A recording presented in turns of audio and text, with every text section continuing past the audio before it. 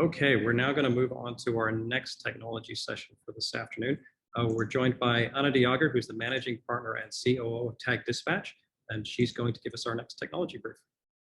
Thanks so much, Neil. Hello, everyone. Having a great time here at the summit today. This is great. Thank you for putting this together for us. Really proud to be here as a gold sponsor for a second year running. And you can definitely count on our support for next year. Gonna just dive right in to my presentation. So I do have to share my screen. Give me one sec. And today I'm going to be talking to everybody about much innovation in dispatch when it comes to alarm response here in Canada. So my name is Anna DeJager. You're going to get to look at two of me right now because I'm going to spend a little bit of time talking about myself. And the reason I want to do that today is to really drive home how long our industry has been grappling with alarm response. So I have worked in the industry for over 25 years, if you count the fact that my mother's boyfriend was an alarm dealer and I was helping him replace batteries at the age of 9 and 10. Officially, though, I started working at a monitoring station full-time at 15. By 20, I was in charge of the entire operation of one of the largest Canadian retail alarm companies. And after about a decade there, I moved on to a second decade of my life where I got to learn more about wholesale monitoring. I traveled across Canada, coast to coast, meeting with alarm dealers, industry stakeholders, colleagues, CANASA members, you name it, just to try to find out more about what our industry needs to thrive. Because as it says here on my quote, in my world, when the alarm dealer succeeds, we all succeed. So that was a big focus for me. And all the while, in all those 20 years, I attended many CANASA meetings, sat on many councils and committees with government relations in mind, went to police program meetings across Canada, into the US. And here we are 20 years later, and we are still grappling with a lot of these alarm response issues. When I met with those industry stakeholders and colleagues and alarm dealers, and I opened up the discussion about how can our team help? What does our industry need to do? What do we need to focus on? Two things came up, and one Mark, touched on in his presentation just a moment ago, which is employees. Very hard to find labor, very hard to train, and hard to retain. Me, of course, today I'm going to focus on the alarm response side of things here, but I can acknowledge that both problems do definitely impact the alarm dealer's ability to be successful, and should have our focus on them. So moving on here, let me just kind of dig into alarm response. So what's happened over 20 years? My first CANASA meeting was maybe year 2000, 2001, 16, 17, first time outside of the monitoring station, four walls. And yeah, we were sitting there and talking about alarm fines and impending police fines. And since that time, it's only gotten harder and harder to dispatch. And I'm sure for the police departments, harder and harder to manage the amount of traffic. And, false alarms are up, costs are up, satisfaction is down. And so that's something we need to be aware of. I want to kind of take a moment to break down today's false alarm problems, or alarm response problems, not just false alarm problems. So police are dealing with a 98% false alarm rate. Have we crossed the line? And I'm not only referring to the industry, but as a general public, we have this expectation of our police service. We are all paying for that in one way or the other. And do we really want them out spending their time and effort responding to these false alarms? Does that make the most sense? Do we bring in the manager when an employee can go? And that's kind of the question that I've been asking for a long time. Now, I'm not a huge advocate for key holder response. So there has to be a solution that's quick. It provides safety, but also keeps the police out of the picture unless they need to be. Along with this false alarm rate, they have infrastructure and human resources that need to go into this. So this is, when there are claims that this is a big cash grab by the police, I like to remind people that it's not a cash grab. They are telling our industry loud and clear that they don't want these dispatches. They want to make it harder and harder for the industry to dispatch and to discourage it, in fact. with the verification, alarm programs, suspensions, permit requirements, all those things that we know are pain points. Monitoring stations, let's talk about another stakeholder that's affected by alarm response. And many of these points that I'm going to make, they do apply across the board to everybody, every stakeholder. I just didn't want to create that many slides or to be that redundant in my comments, but that is a fact. So high risk, low reward for the monitoring station. One of the main pain points I know from being behind the scenes for so long, and I'm sure some of my colleagues in the industry that are behind the scenes of monitoring stations will agree, are hold times. When you have an operator holding for 10 minutes to dispatch or to cancel a dispatch, is ineffective for all players. It's bad for the dispatching authority. It's bad for the operator on the line. It's bad for the other customers in queue that need service. And the ripple effects go on and on and on.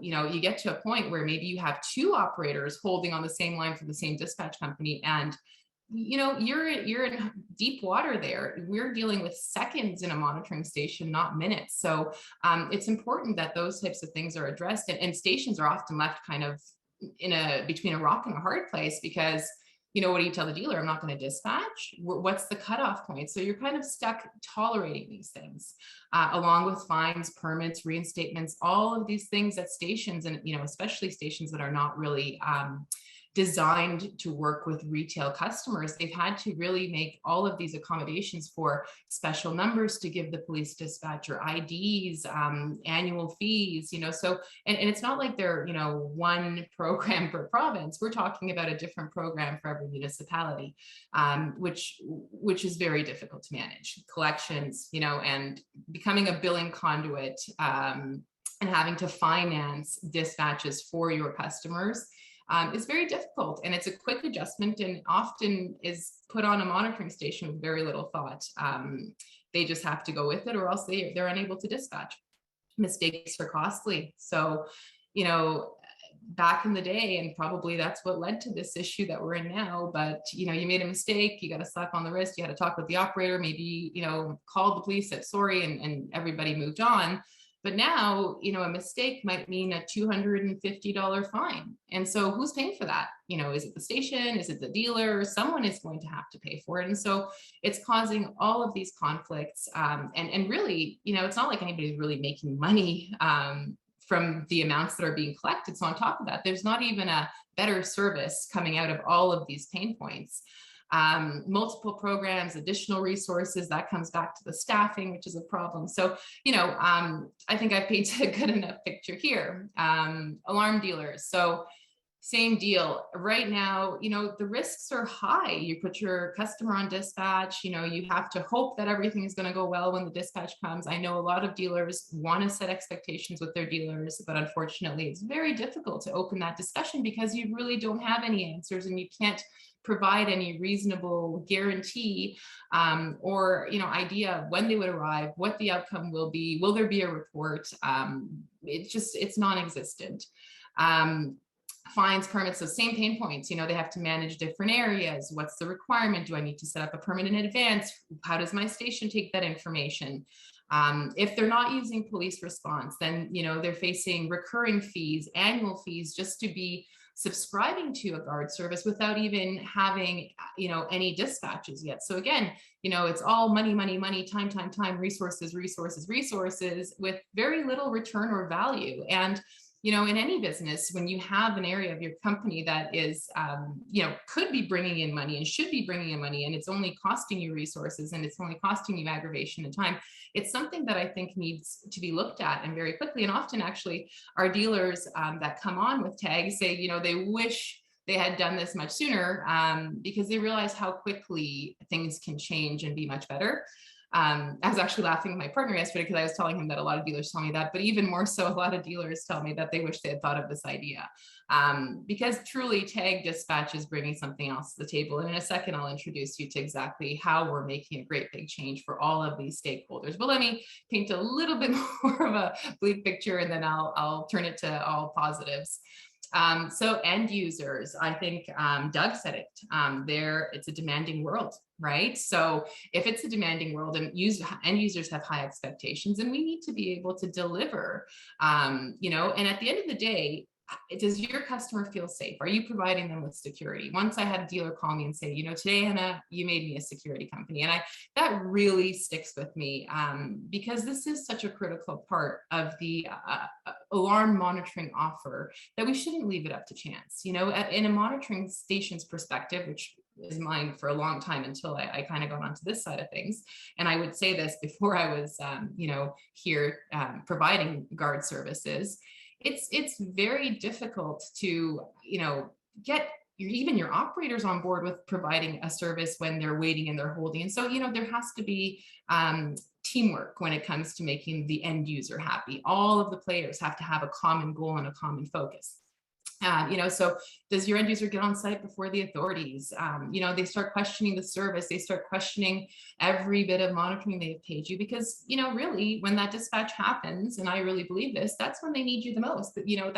That's when they expect you to shine. And that's our opportunity to be there for the end user. Another ripple, just the security industry in general. So there's a DIY threat. And I'm the first to say, and I always have said, that alarm dealers and monitoring providers definitely can benefit from the DIYers out there.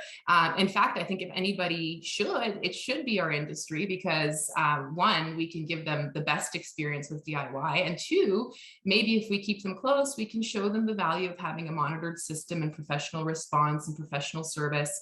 That's kind of my way of looking at things. But more and more, I think people, if they don't have a proper response, they have someone show up an hour later, they think to themselves, well, why do I have this alarm system or this monitoring in place? And that's not something anybody should ever be questioning. They should know when that payment, which is a very low payment, if you really compare it to much of what we use in our day-to-day lives now, shouldn't be questioned. It should be something that brings them peace and happiness, and they should want to make that payment to you because when they need you, you are there for them. So, that's kind of me painting a somewhat bleak picture of how kind of my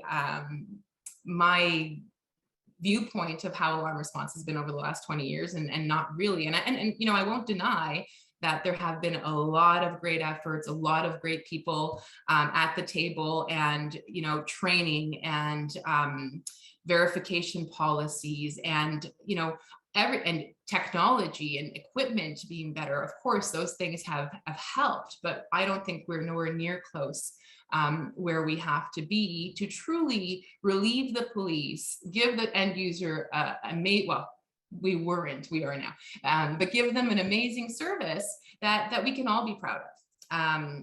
So with that, I will introduce Tag Dispatch.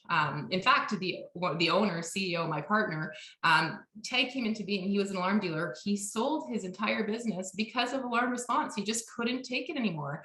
And that's kind of what morphed into the idea for Tag. And there's a long story about where we started and where we are now, which I can share another time. Or if you want to get in touch with me offline, my email is anna@tagdispatch.com, just in case I forget to tell you later, anna@tagdispatch.com. I would love to chat and tell you more. But if you see things our way, there are a few things that I want you to know about Tag. So we are a fully licensed guard agency. So we're licensed to provide guard services, patrol, on-site guard, you name it. That is not our focus. While we do take on some jobs for our dealers, we definitely do not focus on that. Our focus remains on alarm response. That's where we believe we can make the biggest impact with the technology that we have in place, which I'll talk about a little bit more in a moment. So I just wanted to make sure everybody knew that. Before I jump, I actually interjected this because I was talking to one of our taggers the other day, and I was saying I have a presentation. And anyways, I decided that I wanted to talk about our taggers. So they're another stakeholder that I haven't really mentioned in this presentation. And the guards do benefit. They have strange shifts. They're all over the place. And, if they want to supplement their shift or this, 4 a.m. to 7 a.m. shift, they can turn their tag on the way. They can turn their tag up on after they're done. And all of our taggers are different. So just kind of, we have hundreds and hundreds of taggers, and we really do work at getting to know them all. These are just 3 taggers that work with us pretty actively. Moz, who actually I think is here today at the summit, which is really exciting because we really want them to get involved with the industry as well and want to morph TAG into more training. Moz, I saw your question earlier. So that's something TAG will be doing in the future as well, offering a higher level of training and training focused even more on being the best you can be at alarm response and being safe, because of course our taggers are getting there in minutes, which means very likely, and it has happened before, where you encounter someone at the site. So that there is a level of training and preparedness that has to go into that. So Maz is one of our on-call, is one of our on-call taggers. Thank you, Moz. He keeps us reliable. So as much as we are a dispatch agency that has a community of taggers like Uber that are licensed guards that go on alert and off alert, we also recognize that in order to stay reliable and to stick with our pillars, we have to have our own guards online at all times to fill in those gaps with whatever, if we get busy, those unpredictable patterns that a lot of us in the industry face, we have that covered for you. Shreyas here, he's one of our multi-city taggers, I call him. So, he's all over the place, and when I see him pop up, he could be in London, he could be in Scarborough, but he's online a lot. And he's one of those taggers that really jumps in when we have a high influx of traffic. So a big thank you to Shreyas. Dash over here on the side, he, as Dashir is his full name, but we call him Dash. He was our 2021 Tagger of the Year, had the most tags, and of course, in doing so, he helps keep us reliable. So to all of our taggers and to all the other taggers that are out there, a big thank you. You should know, I should mention that while I'm here, that our taggers do come in uniform. Our uniforms are now growing to be expanding to offer upgrades, and as we build our elite team. So we have retired police officers working with us and our VIP taggers. Those taggers will be kind of given rewards through upgraded uniforms. So lots of cool stuff going on behind the scenes too in that respect. The second thing you should know about us is that we are very transparent. Everything we do it through GPS. It's not like managed in-house. So if a tagger arrives on site, he doesn't click that he's on site. The system automatically will mark that he's on site. We have built-in quality control alerts. So if a tagger is not moving in the right direction, if a tagger hasn't, submitted their report in a specific period. So everything is managed. We do have also 24-hour support that is there to support them as well. But we're using technology to really make sure that some of those human error or human type things that can go wrong are minimized in the best way. All of our tag dealers have instant access to high quality visual reports. So photos of not just the alarm zone in question, but any opening, any area in the perimeter that is accessible that will be included in the report. And you can email those reports directly from your tag portal. So, the next day you get in, your customer wants to know, boom, you can send it to them. You can set that all up automatically. Who we work with. So another important fact about TAG, we are wholesalers. We don't work with direct to the public. I actually, Michael and I had a long discussion when we started to kind of build the model and did our hard launch January 1st of last year. We really want to protect the industry, and we feel like going to the public with something like this would really encourage DIY. And as I was saying earlier, I kind of touched on it. I think DIY has not been the best solution for everybody because there is no response option. So if we really make that response great, then you're going to have less and less people looking into that DIY. I think not having the best response option makes people say, why am I paying for monitoring? What can I do? And then they kind of start looking elsewhere. So who we work with: alarm dealers, monitoring stations, and licensed security guards. Our partners, our investors, are not in the industry. They're not competing with our dealers. Our call center is not a monitoring center of any sort. Our operators are not affiliated with monitoring or alarm response or alarm sales or anything like that, which I think is very important. Our 3 pillars of service: everything we do, we focus around being fast, simple, and reliable for our dealers. And if something new is being introduced into the company, it has to fit into one of those areas, or else it's just not something that we're going to be moving forward with. One example too is invoicing. You know, with Tag, you get your invoice within a couple of days versus a couple of months. So, you know, all of those things, and it's an adjustment for our dealers, I'll tell you, getting an invoice so quickly, but it really allows you to provide a better service for your customers, avoid false alarms if they're not necessary, and tackle whatever has caused that alarm in the first place right away. So with Tag Dispatch, there are no, I'm going to say it, no dispatch annual fees, no recurring fees. You pay one price per dispatch. If we're not there in 30 minutes from accepting, you're not paying anything. So it makes it really easy. That risk level goes down. For the police, right away, verified calls, boom. There's nothing like eyes on site, and, you know, verified calls through, you know, sound or video still will not take priority over a 911 that needs assistance on site. By reducing dispatches to the police, they can focus on what they want to do, and you're going to save time with Tag. You're going to get lots of value for your customer. You know, it's fast, simple, reliable. Tons of market growth opportunity. The better the industry does, the more opportunity for people to grow. We're making a lasting change together. If you're interested in learning more, I'd love to send you our video that I was going to play. I don't think there's time for that. But all I can say in closing is that Tag is here to make a lasting change to alarm response. And I hope, and I don't want to condone false alarms, but if there have to be false alarms, which unfortunately there will be, we want to be your choice of responders. So thank you for listening, and have a great summit. Thank you, Anna. Thanks for the presentation.